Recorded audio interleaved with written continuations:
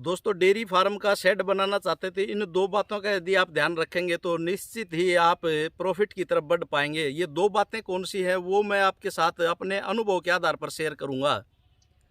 क्या शेयर करूंगा दोस्तों, वीडियो को पूरा देखेंगे तो आपको यदि नया शेड बना रहे हैं तो एक बहुत ही अच्छी समझ पैदा होगी और हम अपने शेड के अंदर मैनेजमेंट भी अच्छे से कर पाएंगे, चीज़ों को मैनेज भी बढ़िया से कर पाएंगे और अपने पशुधन को आने वाली बीमारियों से बचा पाएंगे।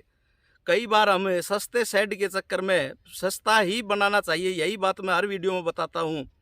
लेकिन सस्ता भी यदि हम साइंटिफिक ढंग से बना लें तो निश्चित ही हमें बहुत ज़्यादा फायदा होता है। तो दो बातें कौन सी हैं, पहली तो बात बताऊंगा कि उसकी लोकेशन कहाँ होनी चाहिए और दूसरी बात बताऊंगा कि शेड के अंदर का कंस्ट्रक्शन कैसा होना चाहिए ताकि चीज़ें हमारे लिए आसान हो सकें। तो चलिए दोस्तों वीडियो शुरू करते हैं। आप देख रहे हैं फार्मिंग गुरुजी यूट्यूब चैनल और मैं हूं आपका दोस्त सुरजीत सिंह।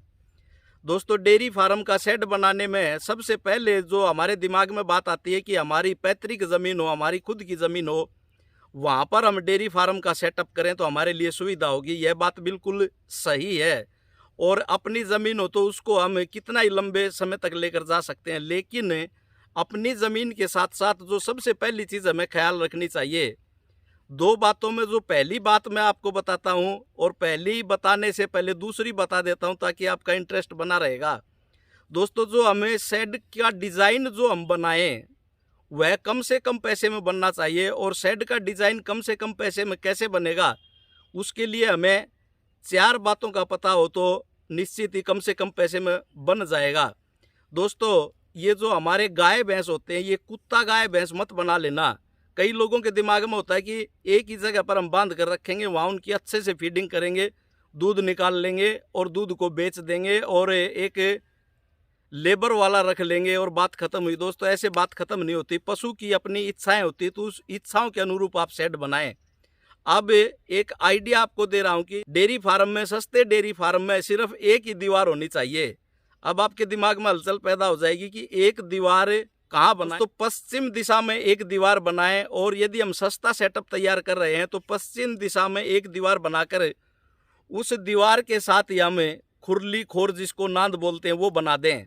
अब खुरली खोर नांद बनाने का तरीका क्या है, दीवार का आपको पता चल गया होगा। देश के हर कोने में आप डेयरी फार्म बनाएंगे तो आपको अपनी पश्चिम दिशा देखनी है, उसमें एक दीवार बनाकर उसके साथ खोर खुरली बनाए। अब खोर खुरली बनाने का क्या तरीका हो सकता है, आप देखते हैं कि कहीं तो बहुत हाइट होती है। नया आदमी जब मैंने भी बनाया तो 20 जगह मैं घूम घूम कर देख कर आया कि किस तरह की खोर कामयाब होती है। दोस्तों ज़मीन से मुश्किल से 1 फीट ऊंचाई पर वह खोर हो और उसकी गहराई 1 से 1.5 फीट और उसकी चौड़ाई जो हम बात करते हैं वह 1 फीट के आसपास हो।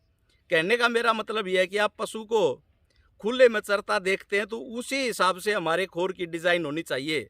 ये नहीं कि कई लोग कहते हैं कि उसकी छाती की हाइट तक हो तो वह खड़ी खड़ी चर ले।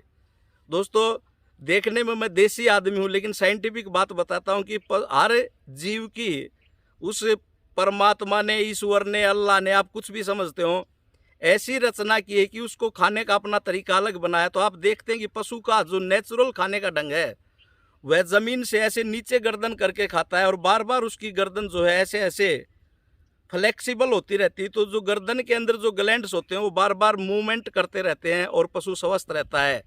एक ही जगह पर सेम हाइट पर यदि खड़ा होकर पशु खाता है और उसी हाइट पर पानी पीता है और उस पशु को लगातार उस पोजीशन में आप 4-5 साल रख लेते हैं तो उसमें बहुत सारी बीमारियां आने लगती हैं। तो यह इस चीज़ का एक विशेष ख्याल रखें। दूसरा जो सबसे बड़ा ख्याल है, एक साइड में तो मैंने बता दिया कि दीवार बनाएं, अब 3 साइड का क्या होगा दोस्तों, जब तेज़ हवाएं चलती है, ठंडी हवाएं चलती हैं तो किसी टाट पट्टी से, अन्य किसी पर्दे से हम तीनों साइड को कवर करके कुछ समय के लिए, ये होता है सर्दी का मौसम, अपने पशुओं को तेज़ हवाओं से और ठंड से बचा सकते हैं। वो टेम्परेरी व्यवस्था से भी बचाया जा सकता है। एक साइड में 10-12 पशु जब बैठते हैं तो उनके शरीर की गर्मी इतनी हो जाती है। तो इस प्रकार हम सस्ता शेड बना सकते हैं। दूसरी जो सबसे खास बात दिमाग में रखनी चाहिए वह यह रखनी चाहिए कि शेड के अंदर पशु में बीमारियां कहाँ से आती हैं। ये चीज़ हमारे दिमाग में बनाने से पहले हो जाए तो फिर आगे बीमारियां नहीं आएंगी। शेड के अंदर पशुओं में बीमारियां कहाँ से आती है दोस्तों, पशुओं में बीमारियां 3 तरीके से आती हैं। पशुओं में बीमारियां हवा से आती है, पशुओं में बीमारियां गंदे फर्श के कारण आती हैं। दोस्तों, पशुओं में बीमारियां आदमियों की सीधी आवाजाही से आती हैं। अब नए लोग जब इस चीज़ को सुनते हैं, पशुओं में बीमारियां हवा में कहाँ से आती हैं? दोस्तों, पशुओं में बीमारियां हवा में संक्रमित जो रोग होते हैं, गलघोटू होता है, मुंह खुर रोग होता है, और 2-3 इस तरह की बीमारियां होती हैं। ये बीमारियां हवा से आती हैं, तो हमें अपने शेड को हवा से आने वाली बीमारियों से प्रोटेक्ट करना है। दूसरा, पशु में जो सबसे भयंकर एक बीमारी थी गलघोटू मुंह खुर की, ये आती है। दूसरी जो पशुधन में सबसे ज़्यादा खतरनाक बीमार आती है, जिसमें पशु बिल्कुल खराब ही हो जाता है, उसकी दूध देने की क्षमता खत्म हो जाती है, वो होता है थनैला रोग। ये थनैला रोग, इसके बारे में मैंने डॉक्टरों से पूछकर कई बार बोला है। ये लगभग 90%, 10% संभावना बनती है कि पशु के अंदर से आता है। 90% यह रोग पशु के फरस से आता है।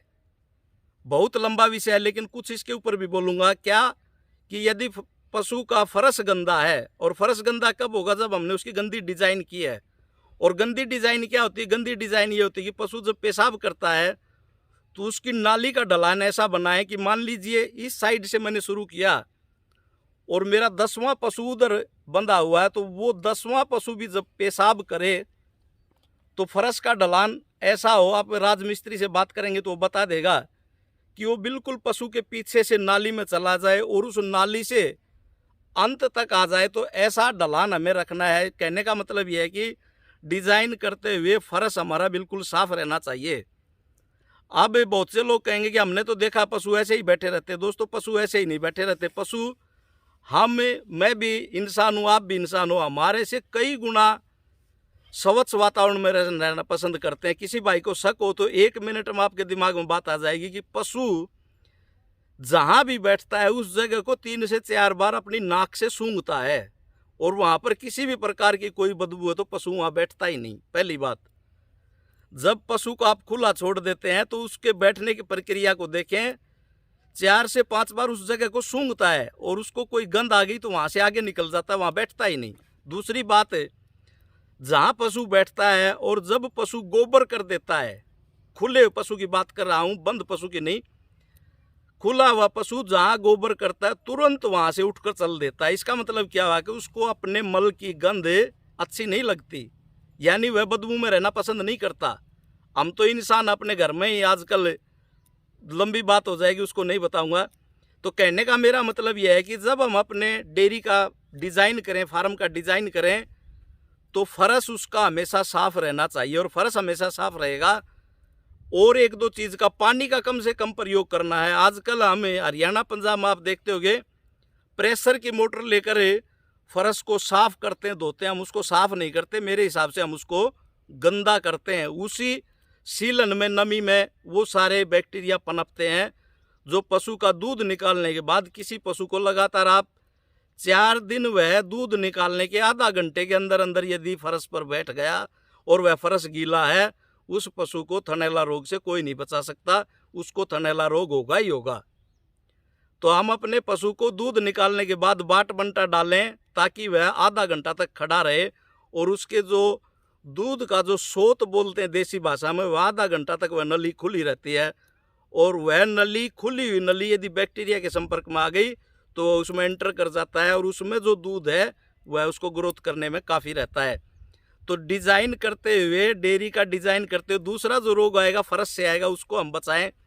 तीसरा रोग आएगा कि एक दिन में जहाँ हमारे पशु बैठे 20 आदमी आ रहे हैं, कोई लात मार कर उठा रहा, कोई टिक टिक किट करके उठा रहा, उसको आराम नहीं करने दे रहा, तो उन सारी चीज़ों का भी हमें बचाव करना है। कहने का मतलब, मुख्य सड़क से जहाँ पर आवाजाही होती है उससे दूर अपना डेयरी फार्म का शेड बनाना, यानी शोर शराबा वहाँ नहीं होना चाहिए। आप जो भैंस 18-19 किलो दूध देती है, जिसने लगातार 10 दिन, 20 दिन, 1 महीना इतना दूध दे दिया है, और उसी भैंस को आप 2 दिन ट्राई कर लें, दूध निकालने से पहले उसको धमका दें, डंडा लेकर मार दें, या उसको तनाव में खींच कर लाएं और उसका आप दूध निकालें, दोनों दिन उसका दूध कम आएगा। या आप किसी अन्य तरह का वहाँ शोर कर दें, किसी हाईवे के पास जाकर उसका दूध निकाले में भैंस दूध कम देगी। इसका मतलब क्या हुआ कि पशु को दूधते समय उसे शोर शराबा पसंद नहीं है। तो दूसरी बात ये बात है कि शेड का डिज़ाइन करने में इस चीज़ का ख्याल रखें, ये जो दूसरी बात बताई उसी के 5 पॉइंट थे। अब पहले नंबर की बात बताता हूँ कि डेयरी का शेड जो आप बनाए वो शेड कहाँ पर होना चाहिए। वो शेड ऐसी जगह पर होना चाहिए जहाँ पर मार्केट की चीज़ें आपको आसानी से उपलब्ध हो। मार्केट की चीज़ों का मतलब उसका फीड आसानी से मिल सके, हरा चारा जो हमारे डेयरी फार्म की रोजाना की ज़रूरत है वो आसानी से मिल सके, दूध हमारा जो हमारा उत्पाद है उसको बेचने में हमें बहुत ज़्यादा दूर तक नहीं जाना पड़े, क्योंकि हर रोज़ दोनों टाइम का यह काम होता है। तो जहाँ मार्केट की उपलब्धता हो, ये पहले नंबर का पॉइंट है, वहाँ पर डेयरी फार्म आप अपना सेटअप करें। और मैनेजमेंट के अंदर ही जो चीज़ें रखने की जगह है उसको ऐसा बनाएं कि जो चीज़ हर रोज़ आती है उसको आगे ही हम उतारें और वहीं से उसकी सर्विस हो। जो चीज़ महीने में एक बार आती है उसको हम लास्ट में भी रख सकते हैं। जो चीज़ 15 दिन में आती है उसको भी लास्ट में रख सकते हैं। कहने का मतलब हरे चारे के लिए यदि आप साफ कटर मशीन लगाते हैं तो एंट्री गेट पर ही लगाएं। तो दोस्तों इस प्रकार इन दो बातों का यदि आपने ख्याल कर लिया, और भी डेयरी फार्म बनाने में बहुत सारी बातें होती हैं, तो आप निश्चित ही दो बातों का ख्याल कर लिया तो बहुत सारी समस्याओं से आप बच जाएंगे। डेयरी फार्म के सेटअप के ऊपर और भी वीडियो सुनना चाहते हैं, मैनेजमेंट के बारे में और भी वीडियो जानना चाहते हैं, तो नीचे कमेंट जरूर करके जाइएगा। इसी वीडियो में मैं बहुत सारी बातें और भी कर सकता हूं, लेकिन वीडियो लंबी हो जाएगी और आपको बोरियत पैदा हो जाएगी। यह वीडियो आपको कैसी लगी कमेंट करके ज़रूर बताइएगा। ज़्यादा से ज़्यादा लोगों तक शेयर कीजिएगा। अपनी वाणी को विराम देता हूं। धन्यवाद। जय हिंद, जय जवान, जय किसान।